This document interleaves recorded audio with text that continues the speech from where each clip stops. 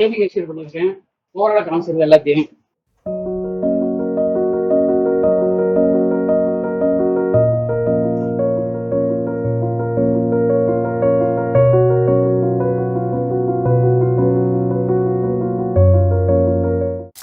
Starting உள்ள வரும்போது சைட்ல இருந்து வர மாதிரி வச்சிருக்கேன். அடுத்து ஹாவர் பண்ணும்போது ஒவ்வொன்றும் ஹாவர் பண்ணும்போது சைட்ல இருந்து பொசிஷன் அடிச்சு லெஃப்ட் அடிச்சு வர மாதிரி வச்சிருக்கேன்.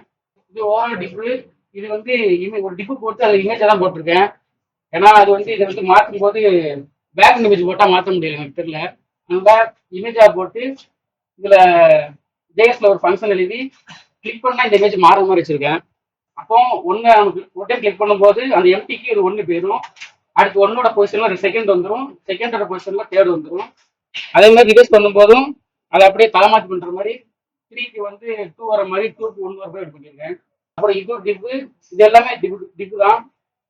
இது வந்து இமேஜ் வந்து ரெண்டு இமேஜ் ரெண்டு டிப்பு போட்டு ரெண்டுக்கும் ஒரே இமேஜ் போட்டு இதுக்கு வந்து பொசிஷன் வந்து லெஃப்ட், இதுக்கு ரைட் அந்த மாதிரி கொடுத்து பாதி பாதி தெரியுற மாதிரி வச்சிருக்கேன். அப்புறம் இதுவும் ஓவரால் டிப்பு, இதுவும் டிப்பு, அதுவும் டிப்பு. ஆனா அது வந்து ரெண்டுமே பேக்ரவுண்ட் இமேஜ் தான். இல்லை, ஏன்னா ரெஸ்பான்ஸ் அடிக்கும் போது இமேஜா போட்டோம்னா சைட்ல ரொம்ப அரமா இருக்கும், அந்த பில்டிங் ரொம்ப அடி வாங்கும். அதனால பேக்ரவுண்ட் இமேஜா போட்டு ஃபிக்ஸ் ஆகி வச்சுட்டேன். இது எம்டி ஸ்பேஸ் விட்டேன். ஒவ்வொரு இமேஜுக்கும் பொசிஷன் மாத்துற மாதிரி ஒரு டைம் கிளிக் பண்ணும்போது இந்த மாதிரி வர மாதிரி வச்சிருக்கேன். அப்புறம் இதெல்லாம் ஓவரால் டிப்பு. அப்புறம் ஹாவர் பண்ணா பேக்ரவுண்ட் பாக்ஸுக்கும் அந்த ஃபில்டர் டிராப்னு ஒரு இது இருக்கு, அந்த ஷேடோ கொடுத்து மேலே பொசிஷன் இருக்கு மேலே கட்டியிருக்கேன். ஒவ்வொரு தனித்தனியாக ஹாவர் பண்ணி வச்சிருக்கேன். அப்புறம் இதுவும் ஓவரால் டிப்பு. அதுல இது ஒரு டிப்பு, இது ஒரு டிப்பு.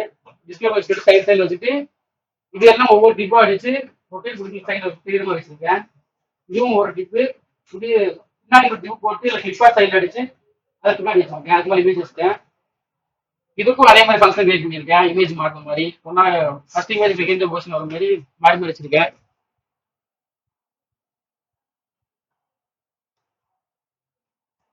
அப்புறம் ஓவரால் டிப் போட்டுட்டு இது அந்த டிப்புக்கு பார்டர்ஸ் கொடுத்து வளர்த்து வச்சுட்டேன். அதுக்கப்புறம் என்னன்னா இந்த இது வரணும்னு சொல்லிட்டு அதுக்குள்ள ரெண்டு டியூப் வச்சு அதுக்கு வந்து இந்த சைடு பார்டர் நன்னு லெஃப்ட் ரைட் நன்னு கொடுத்துட்டு இதுல மட்டும் பார்டர் ரெடியூஸ் பண்ணி வச்சிருக்கேன். லைட்டா தெரியுது. அப்படி பண்ணும்போது இந்த இடத்துல லைன் தெரியும். அப்ப என்னன்னா இந்த அளவுக்கு ஒரு பெரிய ஓவரால் டியூப் நடுச்சு கிரியேட் பண்ணி அதை வச்சு அதுக்குள்ள இன்னொரு டிப் அடிச்சு ஸ்லைடிங் போற மாதிரி எல்லாமே ஸ்லைடிங்கா போற மாதிரி வச்சுட்டு அதுக்குள்ள ஒவ்வொரு டிப்பு இந்த பார்டர் வரணும்னு சொல்லிட்டு இது கிளிப் ஆர்டிஸ்ட் பண்ணியிருக்கேன். இது ஒரு டிப் அடிச்சு அதுக்குள்ள ஒரு பிளாக் கலர் டிப் அடிச்சு வச்சிருக்கேன். அதுக்குள்ள அதுக்கு மட்டும் லெஃப்ட் பார்டர் கொடுத்துட்டு மிச்செல்லாம் பின்னாடி வந்து லீனியர் கிளியர் கொடுத்து டபுள் கலர் கொடுத்துருக்கேன். அதுக்கு ஸ்லைடிங் இமேஜ் வச்சுட்டு அப்படியே